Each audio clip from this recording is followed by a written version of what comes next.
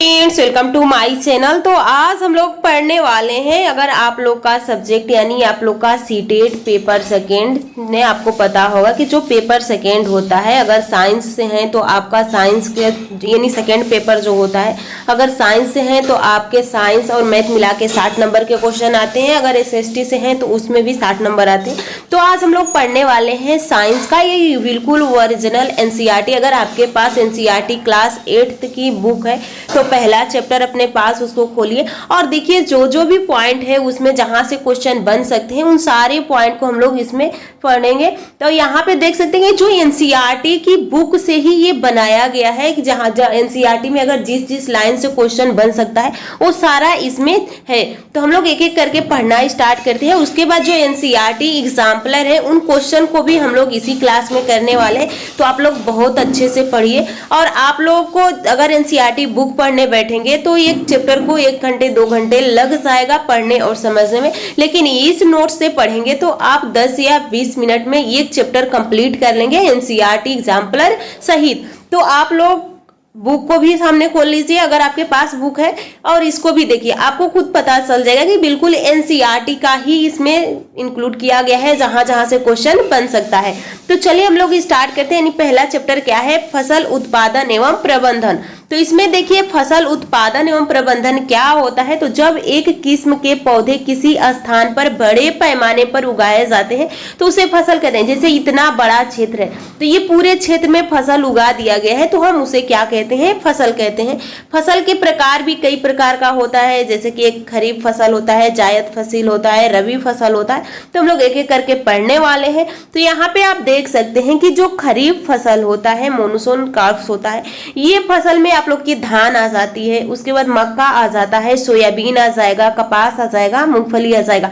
जो खरीफ की फसल होती है जून जुलाई में बोई जाती है और नवंबर दिसंबर तक इसकी कटाई हो जाती है। तो देखिए वह फसल जो वर्षा ऋतु में बोई जाती है तथा शीत ऋतु में काटी जा रही है। इस टाइम क्या हो रहा है, धान की कटाई हो रही है और शीत ऋतु भी चालू हो गया है। तो यानी शीत ऋतु में इसकी कटाई हो जाती है। भारत में वर्षा ऋतु जून से सितंबर तक होता है।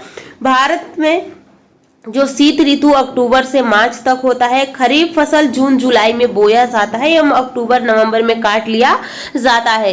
तो पहले तो आपको याद होना चाहिए कितनी यहाँ पे पूछ लिया जाए कि कितनी ऋतुएं होती हैं। तो एक खरीफ ऋतु यानी ऋतु आप लोग की कई 3 हो जाती है। उसके बाद इसमें कितनी प्रकार की फसल हम लोग बोते हैं, तो एक खरीफ फसल होती है, रबी फसल होती है और एक जायद फसल होती है। तो यहाँ पे देखिए अब रबी फसल में हम कौन कौन सा प्लांट उगाया जाता है। रबी फसल में तो जो विंटर क्रॉप्स होता है, रबी फसल को अब दिसंबर में बोया जाएगा, यानी नवंबर दिसंबर में। जैसे कि आप लोग के तरह तिलहन है, गेहूं है, चना मटर, इन सब की बुआई स्टार्ट हो गई है। तो यानी ये सब क्या है, रबी की फसल है। तो अगर पूछा जाए कि रबी की फसल कब बोई जाती है या खरीफ की फसल कब बोई जाती है, तो इसका आंसर आपके पास है। तो देखिए यहाँ पे गेहूं है, चना है, मटर है, सरसों है, आलसी है, मसूर है, ये सब किसकी फसल है, रबी की फसल है। अगर आपके पास बुक है तो बुक में देखिए रबी हेडिंग दिया होगा, उसके पास ये सारे फसलों को लिखा होगा। ऋतु यानी शीत ऋतु में उगाई जाने वाली फसल रबी फसल कहलाती है। भारत में शीत ऋतु अक्टूबर से मार्च तक चलता है। अगला हमारे सामने आ जाता है जायद फसल। यानी जायद फसल क्या होता है, तो ये देख सकते हैं कि जायद फसल जैसे अब जब ये रबी की कटाई हो जाएगी और इसके कटाई के बाद जैसे तरबूजा हो गया, खीरा हो गया, सब्जियां हो जाती हैं, सब उस जायद में आ जाती है। तो ये तरबूजा, खीरा, ककड़ी, खरबूज, उड़द, मूंग, सूरजमुखी, एक सब क्या है, जायद फसल है। यह फसल गर्मी के मौसम में उगाई जाती है। अब असली बात है कि जब से मार्च अप्रैल में गेहूं कटा जाता है उस टाइम इसकी बुआई होती है। इसमें इसके खेती रबी और खरीफ फसल के बीच में होती है। यानी गेहूं की कटाई होगी तो ये बोया जाएगा और जब धान का सीजन आएगा तो तब तक ये कटाई इसकी भी हो जाती है। इसमें मौसम गर्म एवं शुष्क होना चाहिए। आगे देखिए इसमें क्या कहा गया है, इसमें अगला पॉइंट क्या है, यहाँ पे औजार के बारे में पूछा गया है। तो यहाँ पे आप देख सकते हैं कि औजार के बारे में, जैसे कि कृषि औजार में हल होता है, कुदाल होता है, वो यानी कल्टीवेटर होता है, सीड ड्रिल होता है। हल का प्रयोग जुताई और मिट्टी में खाद बीजों के मिलाने के लिए किया जाता है। कुदाल का प्रयोग खरपतवार निकालने के लिए किया जाता है। कम समय में अधिक जुताई के लिए यानी कल्टीवेटर का प्रयोग किया जाता है। यहाँ पे आप देख सकते हैं सीड ड्रिल की सहायता से जोता हुआ खेत में बीज का बुआई होता है। यहाँ पे आप देख सकते हैं ये आप लोग का हल है, कुदाल है, यानी ये कल्टीवेटर ट्रैक्टर्स द्वारा चलाई जाती है। आगे देखिए इसमें अगला पॉइंट पूछा जाता है कि ये बताइए जो खाद होता है और उर्वरक होता है, खाद और उर्वरक में क्या अंतर है। तो पहले हम लोग फर्टिलाइजर देखेंगे, उसके बाद फिर हम लोग उर्वरक देखेंगे। तो खाद एक कार्बनिक जैविक पदार्थ है। कई बार क्वेश्चन आ चुका है कि खाद कैसा पदार्थ है। ऑप्शन होता है कार्बनिक, अकार्बनिक, उदासीन या दोनों में से कोई नहीं या दोनों।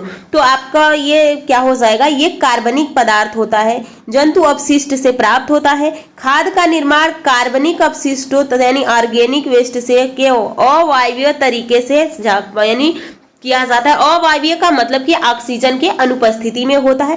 खाद के उपयोग से मिट्टी के गढ़न एवं जल अवशोषण की क्षमता में वृद्धि होती है। जैसे कि देहात में हम लोग गोबर को रख देते हैं और गोबर सड़ जाता है, जिसको हम लोग देहात में घूरा बोलते हैं। तो उसमें जब पानी आप डालते जाते हैं तो ज्यादा पानी सोख लेता है, उसी को हम खाद कहते हैं। लेकिन जब आप दुकान से खरीद के लाते हैं, जैसे यूरिया हो गया, ये क्या है, ये उर्वरक है। आगे इसमें देखिए इनके प्रयोग से मिट्टी में लाभदायक जीवाणु की संख्या में वृद्धि होती है। आप देखते होंगे कि जब गोबर सड़ता है तो उसमें बहुत सारे केंचुए कीट उत्पन्न हो जाते हैं। इससे मिट्टी भुरभुरी एवं सरंध्र हो जाती है। आगे देखिए आगे इसमें क्या कहा गया है, इसमें मिट्टी में गैसों का विनिमय आसानी से होता है। खाद में मिट्टी में प्रचुर मात्रा में ह्यूमस की प्राप्ति होती है। ह्यूमस का मतलब अगर पानी डालते हैं तो ये सूखता रहता है, बहुत लाभदायक ह्यूमस होता है। इसमें उर्वरक की तुलना में कम पोषक तथा तत्व संतुलित पोषक तत्वों का अभाव होता है। इतना सा इसमें कमी ये होता है कि जो इसमें पोषक तत्व होते हैं फर्टिलाइजर्स उर्वरक की अपेक्षा कम होते हैं। लेकिन ह्यूमरस पूछा जाए किसमें ज्यादा होता है, तो खाद में ह्यूमरस ज्यादा होता है, उर्वरक में ह्यूमरस की कमी होती है। आगे देखिए हम लोग उर्वरक देखने वाले हैं। अगर इंग्लिश में दोनों का फर्टिलाइजर ही लिखा रहेगा, लेकिन हिंदी में एक का खाद है, एक उर्वरक है। यह एक मानव निर्मित लवण है। इनका निर्माण फैक्ट्रियों में होता है। उर्वरक में मिट्टी में ह्यूमरस प्राप्त नहीं होता है। इसके प्रयोग से मिट्टी की उर्वरता में कमी आती है। इसमें सभी पादप पोषक जैसे नाइट्रोजन, फास्फोरस और पोटेशियम प्रचुर मात्रा में होता है। इसे संतुलित उर्वरक भी कहते हैं। यहाँ पे हम लोग डिफरेंट देख लेते हैं कि इसमें अंतर क्या है। तो यहाँ पे आप देख सकते हैं कि उर्वरक एक मानव निर्मित लवण है। खाद एक प्राकृतिक पदार्थ है जो गोबर एवं पौधों के अवशेष के विघटन से प्राप्त होता है। उर्वरक का उत्पादन फैक्ट्री में होता है। खाद खेतों में बनाई जा सकती है। उर्वरक में मिट्टी को ह्यूमस प्राप्त नहीं होता है। खाद से मिट्टी के ह्यूमरस प्रचुर मात्रा में प्राप्त होते हैं। यहाँ पे देख सकते हैं उर्वरक में पादप पोषक जैसे कि नाइट्रोजन, फास्फोरस तथा पोटेशियम प्रचुर मात्रा में होता है। खाद में जो पादप पोषक संतुलित तुलना में यानी जो पोषक तत्व होता है वो कम होता है। यहाँ पे कुछ पॉइंट है, यहाँ पे आप देख सकते हैं सिंचाई के तरीके।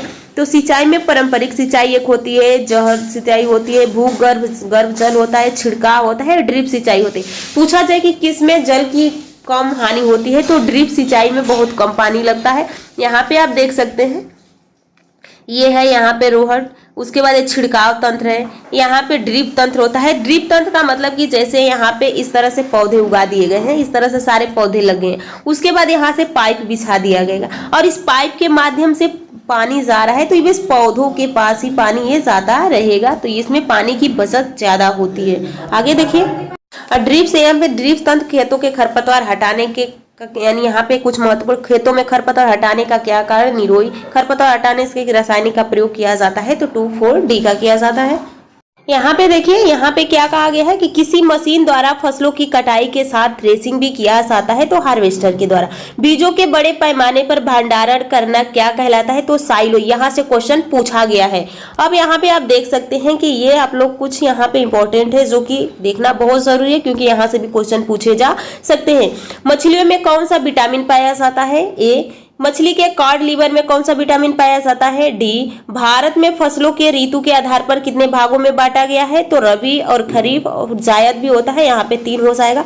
पशुओं को पालकर भी खाद्य पदार्थ यानी खाद्य प्रदान करना क्या कहलाता है, पशुपालन। मक्का खरीफ फसल के लिए आवश्यक होता है, तो उच्च तापमान, आर्द्रता एवं वर्षा।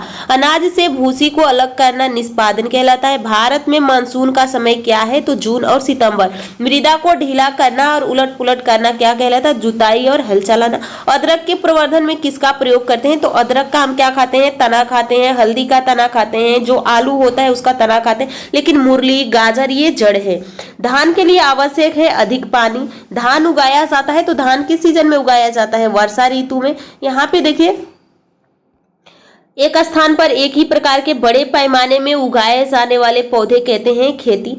खेत में फसलों को उगाने का क्रम मिट्टी को तैयार करना, इससे क्वेश्चन पूछा गया है कि इसको दे देगा इधर को, बस इन जो पॉइंट है बस इधर उधर करके पूछ लेगा और बताएगा इसको सीक्वेंस में कौन सही है। तो मिट्टी को तैयार करना, जुताई, बुआई, खाद एवं उर्वरक का प्रयोग, सिंचाई, खरपतवार से सुरक्षा और कटाई और भंडारण। क्षतिग्रस्त बीजों जल के सतह पर तैरने लगते हैं। आप देखे होंगे कि सब अगर आप देहात में या आपके अगर गेहूं को आप धुलते हैं तो जो गेहूं हल्का होता है या उसमें कुछ खराबी आ गई होती है तो पानी के ऊपर चला आता है, तो वही कहा गया। फसल उगाने के लिए सूर्य का प्रकाश, नमी की एवं उसकी आवश्यकता कैसी होती है? संतुलित पोषक तत्व। तो ये तो आप लोग के जो थ्योरी वाला पार्ट है। अब यहाँ से हम लोग देखेंगे जो एनसीईआरटी एग्जाम्पलर के क्वेश्चन है उन